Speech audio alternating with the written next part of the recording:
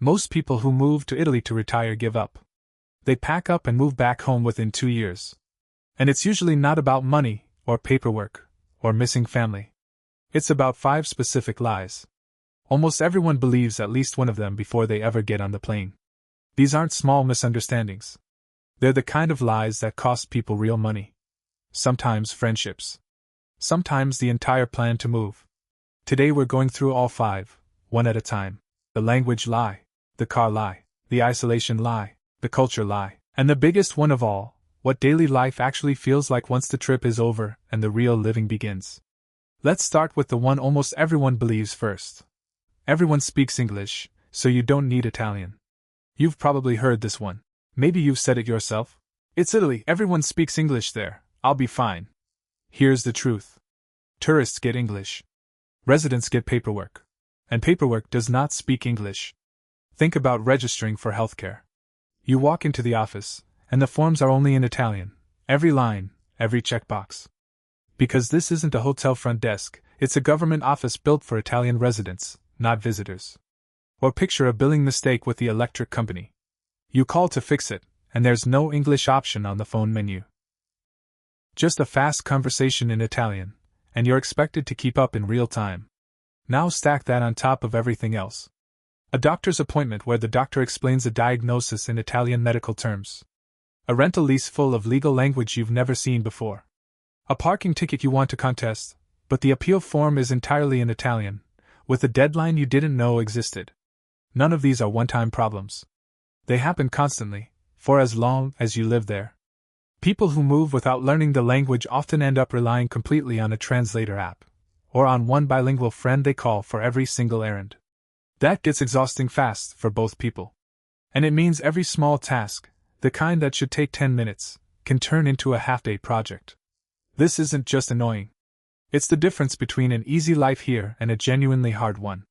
And speaking of hard, the next lie has cost new arrivals thousands of dollars before they've even unpacked a single box.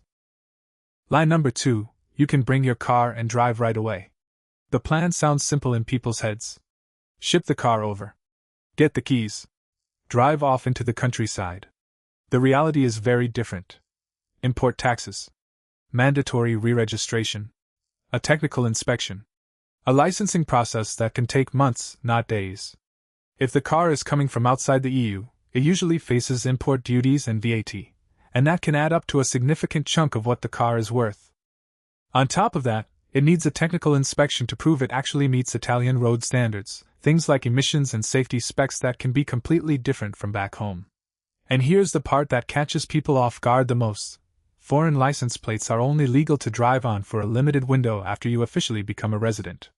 Once that window closes, the car needs Italian plates, full stop, or it's not legal to drive at all. For a lot of new arrivals, getting through all of that takes several months.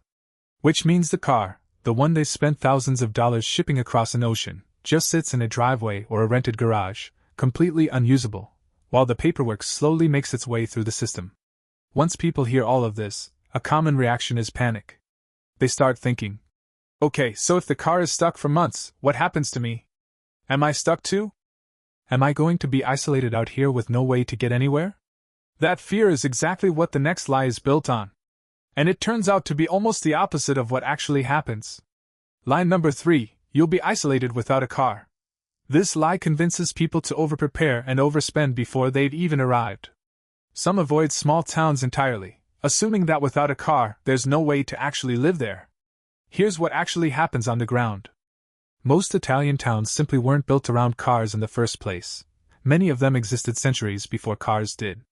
Regional trains connect small towns to bigger cities, and they're often cheap and dependable, running multiple times a day. Historic town centers are built for walking by design: the bakery, the pharmacy, the little market, the piazza where everyone gathers, all within a few minutes on foot from a typical apartment.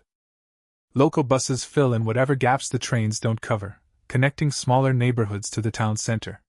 A lot of retirees end up walking more in Italy than they ever did back home, to the point where some of them talk about it as one of the unexpected health benefits of the move. They needed their car far less than they assumed they would, not more. But there's a different kind of isolation that has nothing to do with transportation at all. And it catches out even people who've lived in Italy for years without realizing it. Lie number 4, Northern and Southern Italians think the same way.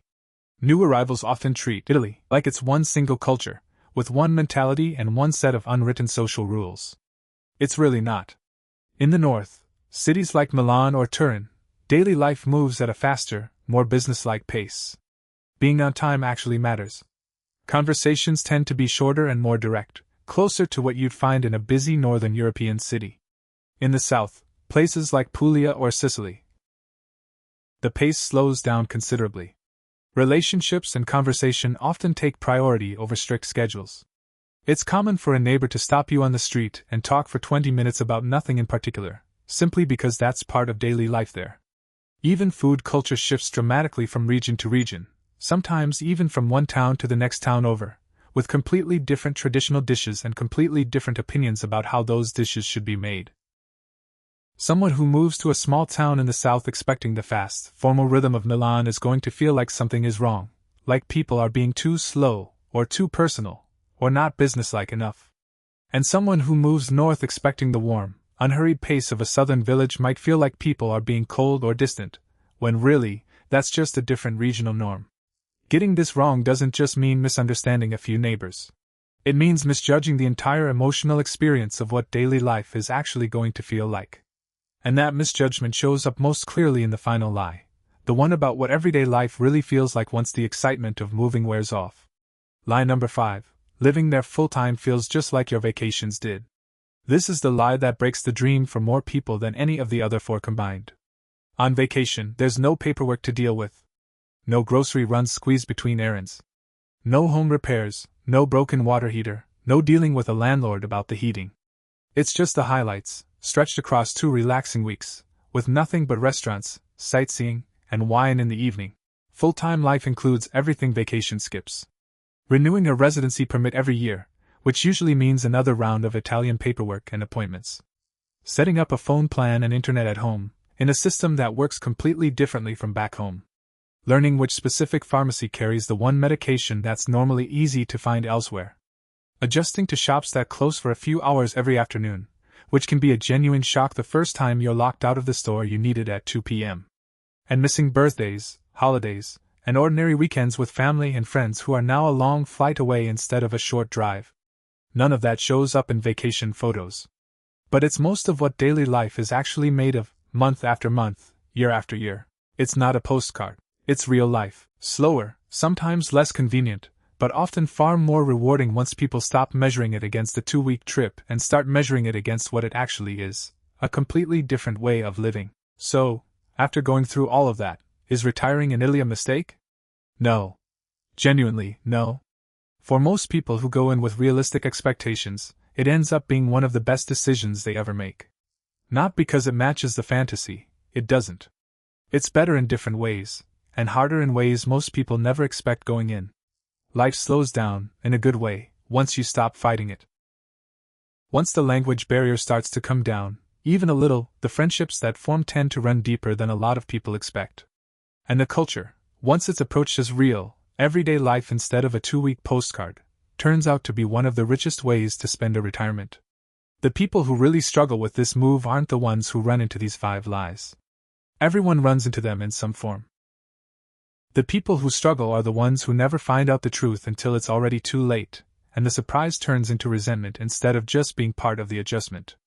So for anyone seriously considering this move, the advice is simple. Do it. Just do it with your eyes open, knowing exactly what's coming. If this video helped, subscribe, and drop a comment letting me know what you'd want covered about living in Italy. That's what decides what gets made.